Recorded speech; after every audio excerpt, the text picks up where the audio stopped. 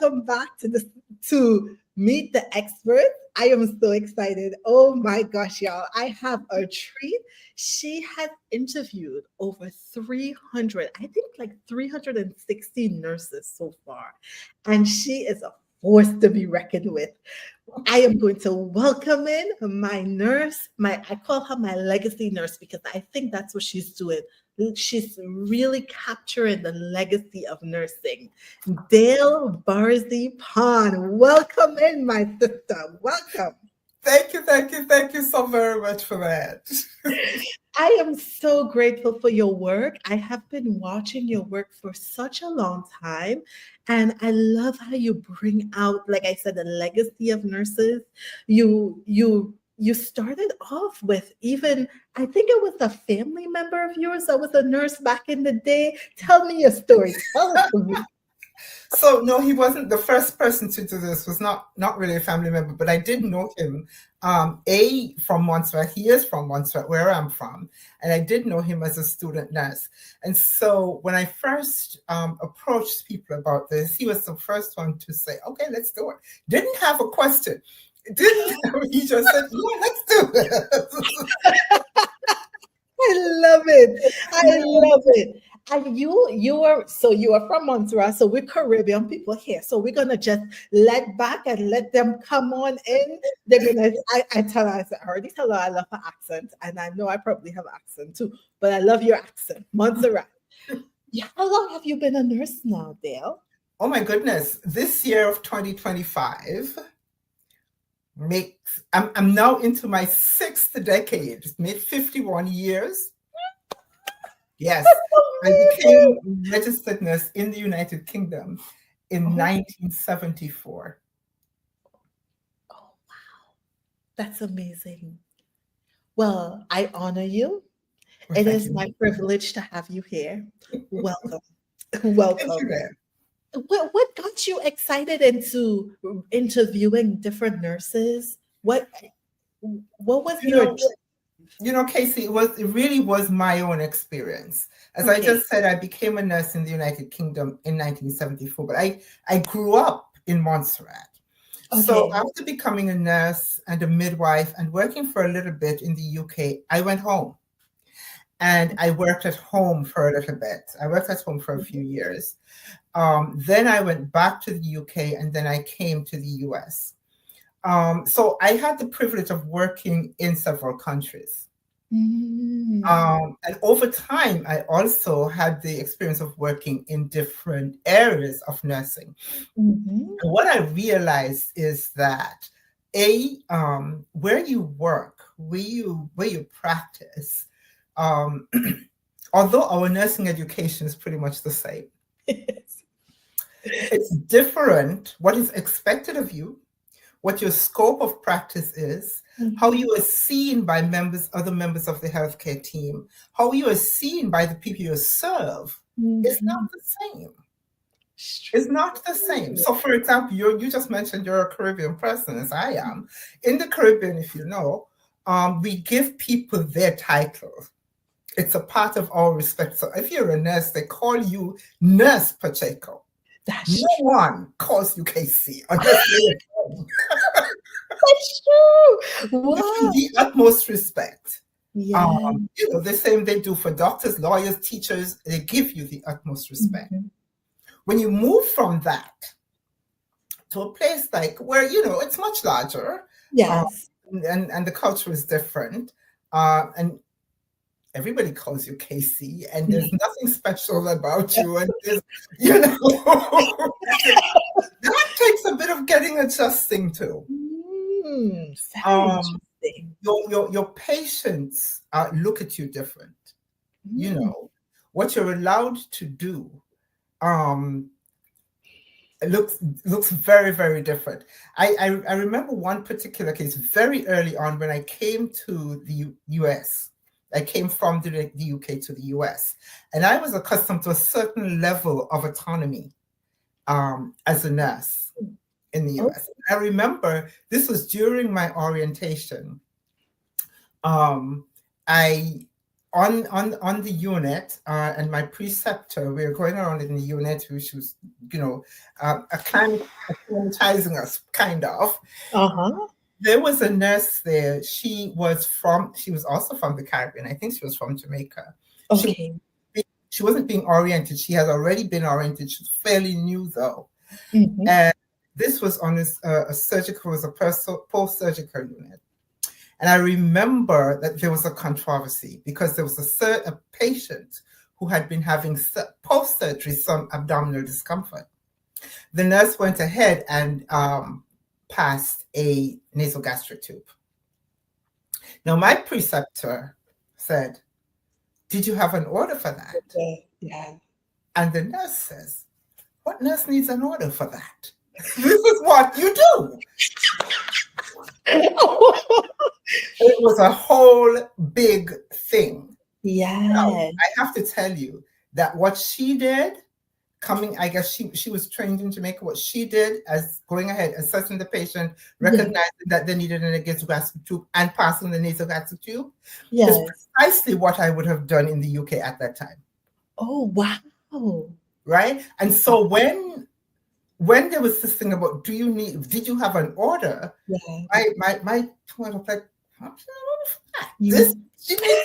that was the assessment. And the patient had, was reporting feeling much better because she had taken off I'm sure she did.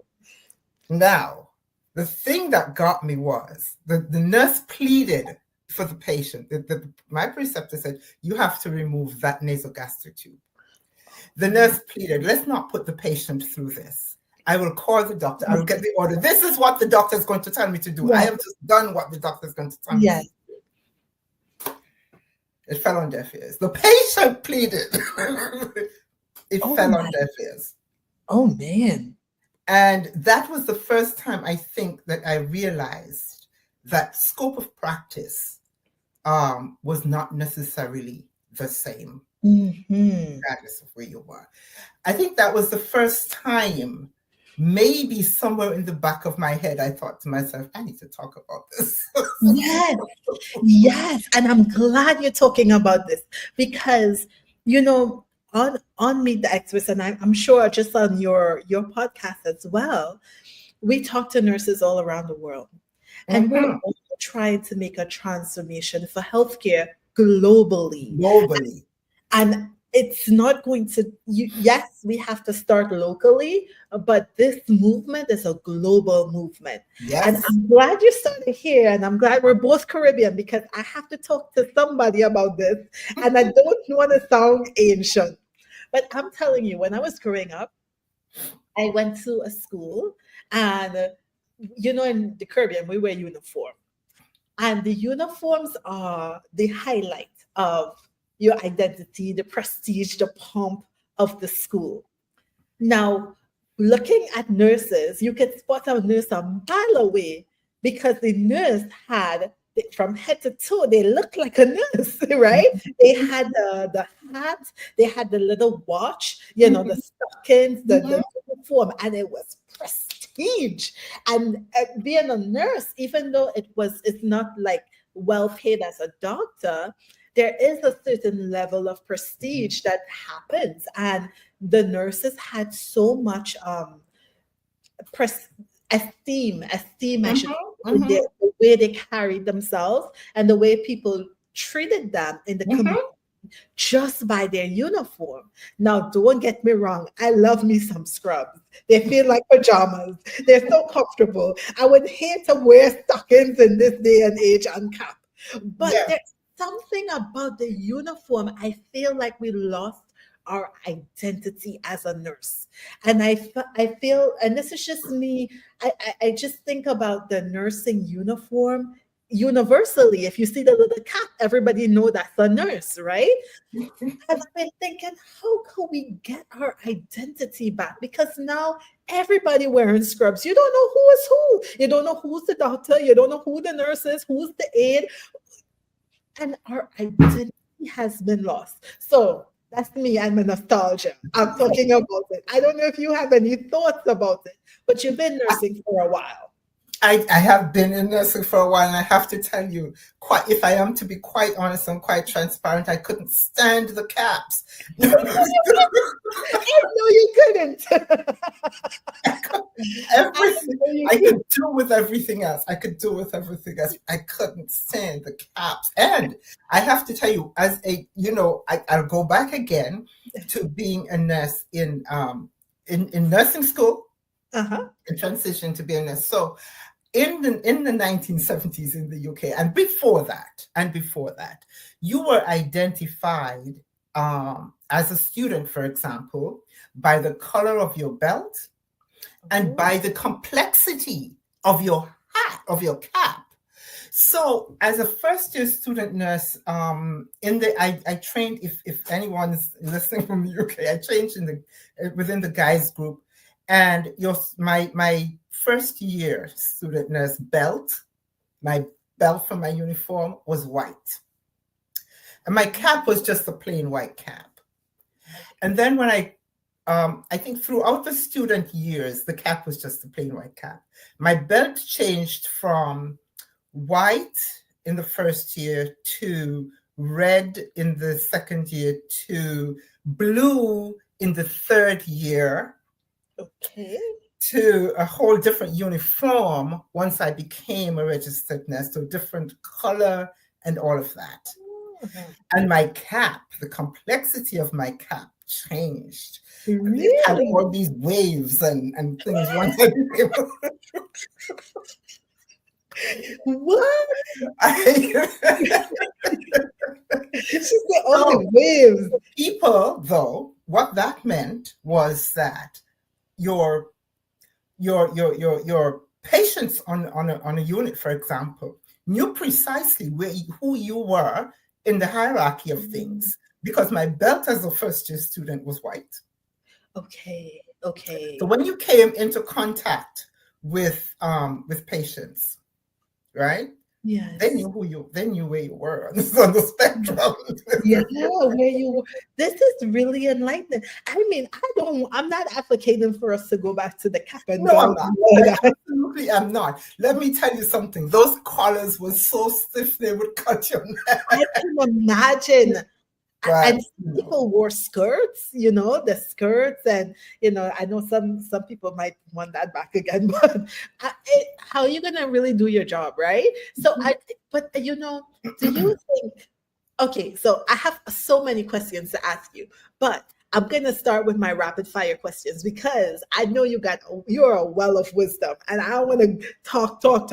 Okay, so you ready? Rapid fire question. Okay, let's do it. If you could share one piece of advice with your younger self, what will it be and why? I would tell myself, girl, you don't have to have it all figured out. You really don't. You can make a difference without having it all figured out. I used to think, I was a little bit reluctant to step forward into things at times. I thought I needed the confidence. I needed to have it all done so that I could have the confidence. Well, you can't have the confidence if you haven't done anything. It's true. It's so true. So you have to, what I realized is that confidence comes from curiosity. Mm-hmm. It comes from courage. It comes from compassion. It comes from you showing up and say, "Oh, today was a good day. What's up for tomorrow?" I love it. And this is the gems that we really need to pass on to the next generation. Mm-hmm. Just go for it. Do it. Mm-hmm. I love it. So if you had the power to change or transform, if I give you all the resources now to transform healthcare, what's one major aspect of healthcare that you would transform? And how do you think it's going to impact the system and the people it serves? One of my pets. I really think that if I had all the resources, if I could direct my resources to just one thing, it would be to impact the culture of healthcare.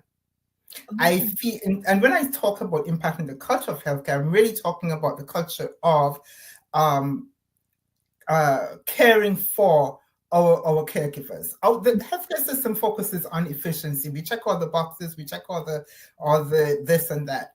And yes, we talk about empathy as well, but when we talk about empathy, we're talking about empathy towards our patients. Not a bad thing. We should. But we don't talk about empathy towards our caregivers. Somehow or other, we forget that the people we work alongside, the teams that we are part of, are composed of people who need to be understood, who need to be valued, who need to be adequately compensated, who need to be supported, who need to be heard, and the fact is that we have forgotten that if we take care of the team, if we take care of the caregiver, the recipient thrives. That's true.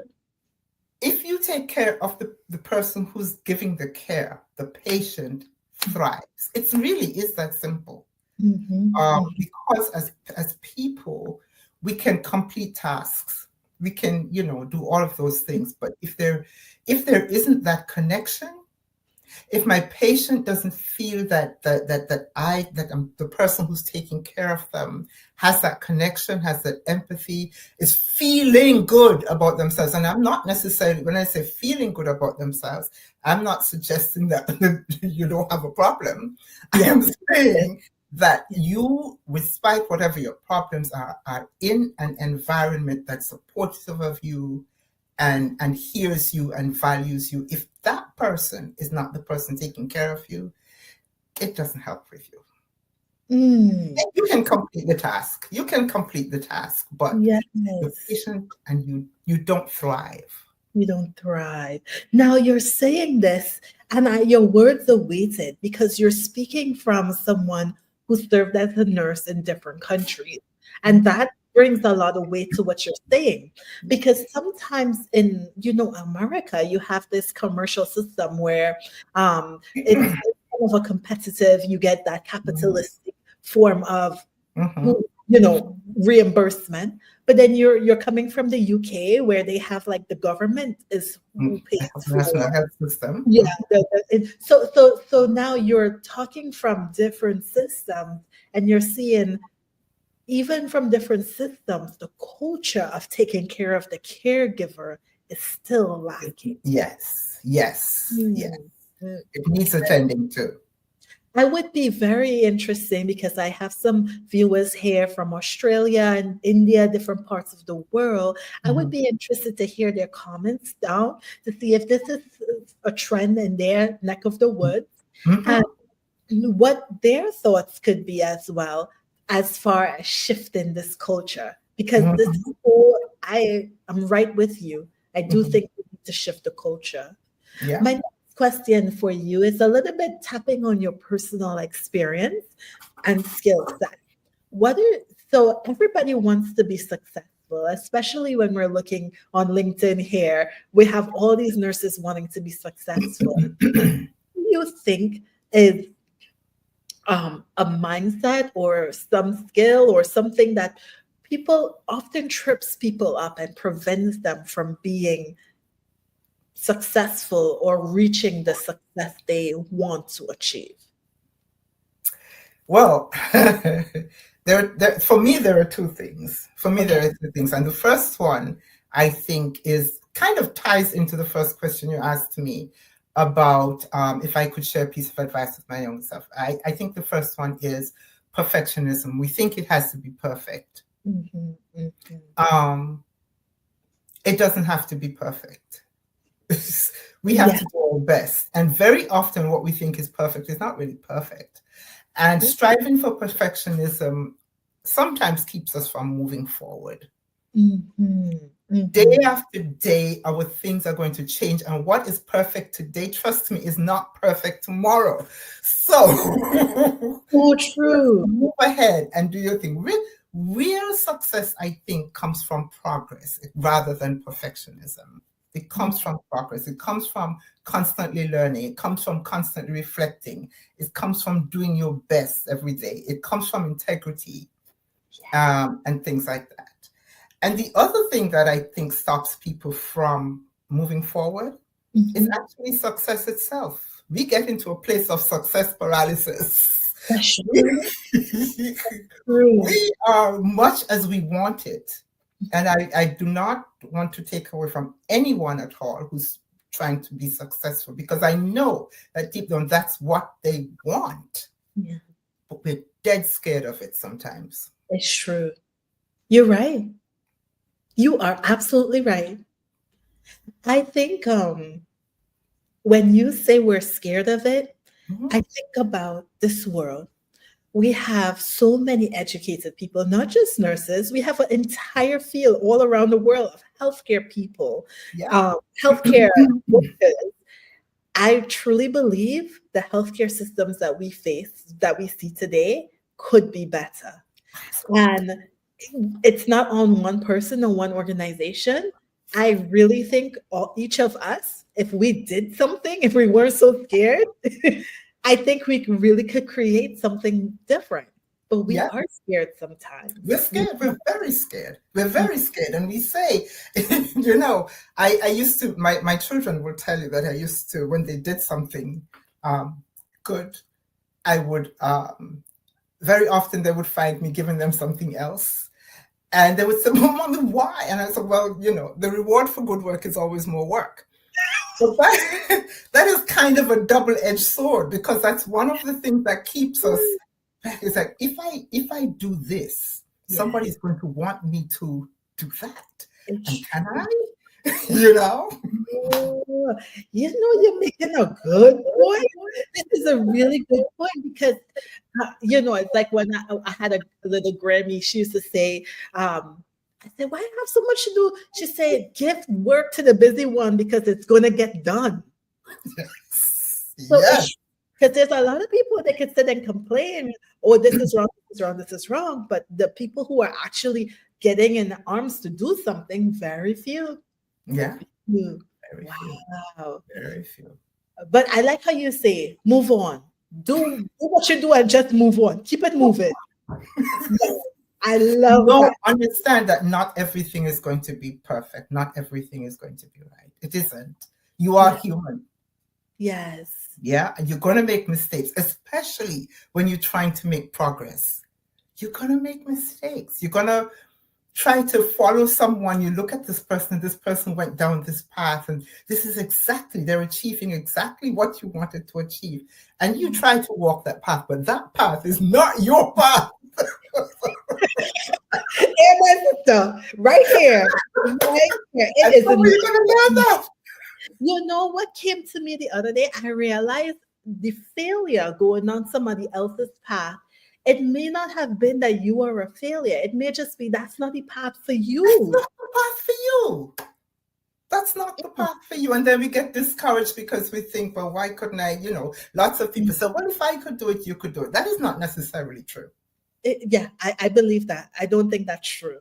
And it doesn't mean that you can't do big things. It means that I can't do what you just did. That what you just did is not my wheelhouse. And that's some people think, and I don't know if you get this, you probably get it because you have such a thriving YouTube channel and you have interviewed so many people. So people look up to you and say, oh my gosh, like, how have you done this? Or, you know, it's kind of like, but then you look at them and you say, I'm just operating in my excellence. I'm doing what comes now. You know, we Caribbean people, we like to talk to people. Some of us are alive. We can talk, we can all talk all day long, you know. Yeah, I know. Yeah, but people, you mentioned a good point that people focus on the number of people I've already interviewed. Yeah. What they don't recognize or understand is that this October makes it 5 years that I've been doing that. Not only that when I started doing that without the foggiest idea of what I was doing. I was 68. I didn't know how to start a YouTube channel. I didn't even know how to use Zoom. How was I going to contact people? how am I going to get this? It was, I will admit to you here, I was doing it for a long time before I understood, before I knew YouTube, what a thumbnail was. Yeah. What does it mean? Yes. Right? And so I say all of that to say that very often when we see people making what we consider to be a success or heading down a path that we think of as successful, we need to stop sometimes and think about what was the work that was behind this? What did they do? What were the steps that they needed to make? This is so amazing. And thank you for sharing that. And because you shared, I feel like I need to share too. When I saw the YouTube channel, my husband would spend over 18 hours editing my videos. And I just did not continue with it because I'm like, okay, yes, my ex, I love doing this, but I cannot spend 18 hours editing a video. And yeah, as time roll on, I just realized, you know what, Casey, shoot it once and it's done. But then tools became a little bit easier, and with AI and everything, it's a lot easier. But you are right. People usually see the one highlight. They don't see all the work behind it. Even if it is in your wheelhouse, even if it is your specialty, you still kept going. You figured it out. you know thumbnails now. And I had to. One of the things that kept me going, to be quite honest, was that I felt like I was learning something different, which was exciting to me. Quite apart from getting to meet all of these nurses, which I really wanted to do, just the fact that I was learning something different and actually being able to reference things that are in my children's or even my grandchildren's generation was like, oh my gosh, you guys, you got to give us some love here. You got to give us some love. This is amazing. And I think this is the power of a nurse. If you keep your mind open, you can do anything. You can do anything. You are just amazing. And in my heart, when I saw your videos come on, I was like so happy that you're doing it, because it is my vision and my dream to have a legacy wall for nursing. I do think the old type of nursing rewarded the length of nursing, the duration of someone being a nurse with leadership. And where I stand today, I might be wrong, but where I stand today, I think leadership is a role, not a reward. I think a reward is sharing some of that experience, some of those, who did you touch? You know how many nurses touch people's lives in such deep and profound ways? Where is it recorded? So I want to do a legacy wall, a global legacy wall. That's my vision. And nurses such like you, like, I think you just pioneered a new way to nurse nurses. Well, thank you, man. But I'm coining it. You got the crown. you talk about nurses touching a person's life. But Casey, we actually, when you touch, and this is not, I guess this is not really unique to nurses. This is true of anyone really in the healthcare system. It's true of teachers, it's true of doctors. But when you touch one person, you touch more than that person. It's like, it's like a pebble in a pond. You touch their family. If you touch their family, you touch their community. If you touch their community, you touch their, it just, That is so true. I remember listening to one of my favorite motivational speakers, Lisa Nichols, and she often attributes her grandma, and I think her grandma was a nurse, to being the one to hold up the whole family and community. And so many people, they could go back to a nurse in their family that actually helped, whether it's they emigrated and sent money back, send food back, send clothes back. So many people are where they are in different careers because of a nurse or teacher, Yeah. So you are right. You are absolutely right. I'm over here. I have so many questions to ask you, but I do want to ask you, what is one impressive or meaningful thing that you have done or been part of that most people may not know about? Ah, impressive, she says. I don't know. I think your YouTube channel is impressive. I am very much impressed by you. Well, thank you so much. Thank you so much. But I think that very early on, I saw the value of mentorship, or I'm not sure if it's mentorship that I wanted to say. Um, I started out being the nurse in acute care areas. I loved the adrenaline pumping. I loved, all of that. And then when I had children and my children started to grow up, I needed more of my attention. At the time, for example, when my son was born, my son, who's my first child, was born, I was working in trauma OR, which is an adrenaline pumping up here, And then my children came. I started having children in my 30s. And so my three children were three children in 4.5 years. And I thought, no. I cannot maintain this adrenaline pumping. You need it for them. For whom? So when I finally got back to work, I decided, all right, I would try long-term care. Okay. For a little bit. I had no idea. I thought it was an easy thing. I had no idea that it wasn't an easy thing. But I started to tell you this because I realized I had the time then to realize that my position was one for staff development, right? Okay. And in staff development, I realized that we just spoke of people as monoliths, as the nurses as nurses, the CNAs as CNAs, we all came together and we worked, but we didn't see who people were outside of this tunnel vision that we had. And so I did this one time and then it got to be bigger. I asked people one day I created a day where I asked people to come as something that they were outside of work, right? So I asked them, when you're not here, when you're not working as a nurse, when you're not a nurse, when you're not a CNA, when you're not maintenance, and this was for the whole facility I did this, whether it was nursing or whatever, who are you? Oh, right? I love this. People came as they brought their sewing, they brought their crochet, they brought their artwork, the musical instruments, they brought, you got to see people as people. Yes. And you got to make connections on a level that had nothing at all to do with your job. Yes.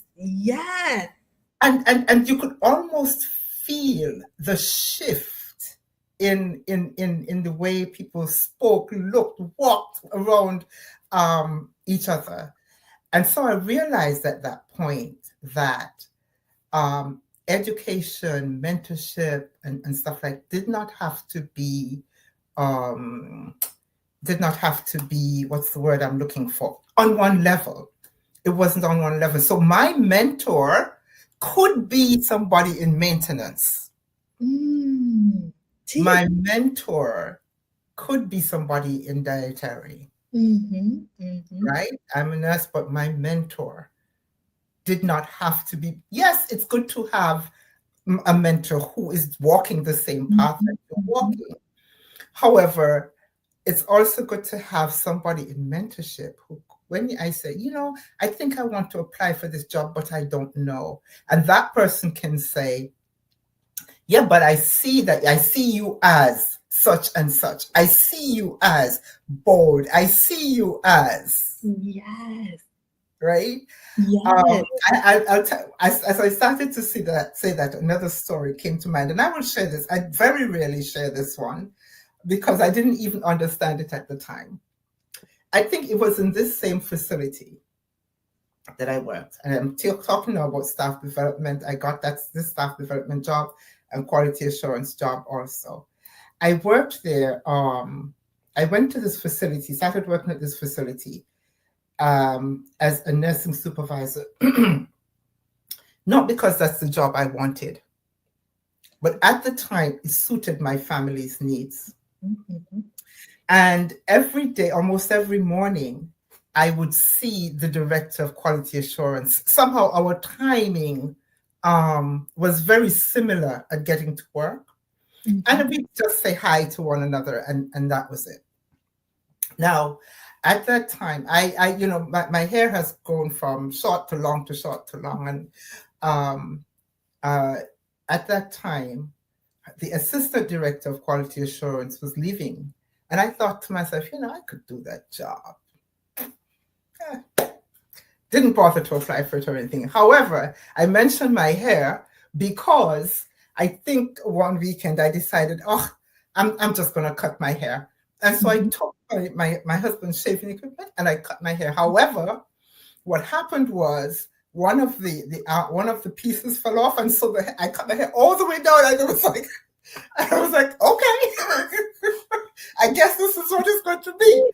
So I cut it all the way down. I had to at that point. Yes. So, you know, I went to work. I made sure my face was able to accommodate this. Yeah. However, a few days later, I'm getting around to the story. A few days later, that same director of quality assurance called me. She said, I'd like to talk to you. So I went to her office. She said, would you be interested in the assistant director's job? And I said, oh, sure. Right? I took the position. We became friends. And months later, she said to me, I thought of you for that job before, but then I saw you with your hair cut all the way down. And I said, this woman is bold. And that's where I called you. Oh, I love it. I love it. Sometimes when things don't go away, you just got to roll with the punches. I love it. You just got to. That is wisdom packaged up here for us today.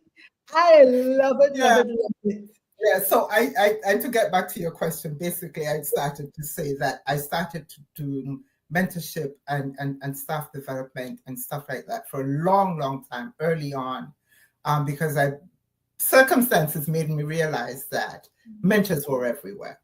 Mentors are everywhere.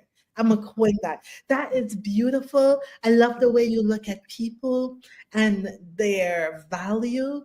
The value that they bring that we may be blind to because of our job, and we may not see the work. I call it work because, you know, we have our job, but then we have work to do. We have work as human beings with purpose. We're here for purpose, and that's our work. And you really, really value that. I feel like your work in Nurses Talking with on YouTube, I feel like that work is going to be very highlighted, and it will live on way past you as your legacy. I hope so. It's more than just a podcast. I think this is more of souls connecting. It's a space for authentic connection. Yes. And I love what you're doing. And you know, as long as I live, I will remember what you have done for our profession. And I honor you for all the people that you have taken care of. Thank you. Thank you so much for being here on the podcast. Now, audience, you see, I asked her all my questions. We done cut up here. We had a good time. If you are listening in and you have some questions you would like to ask, please leave it below in the comments. Maybe you have something to say. Maybe you want to chime in. Maybe you have a question to ask, or you want to just connect with Dale and maybe be one of her guests on her podcast. I will be so happy to see you there. Please leave your comments below. If you're not yet subscribed, YouTube channel is called The Spark is Love. And please also subscribe to Nurses Talking and check out her content there because it's excellent. Thank you so much for joining in. Thank you, Dale, for being with us. And we will see you next time on Meet the Experts.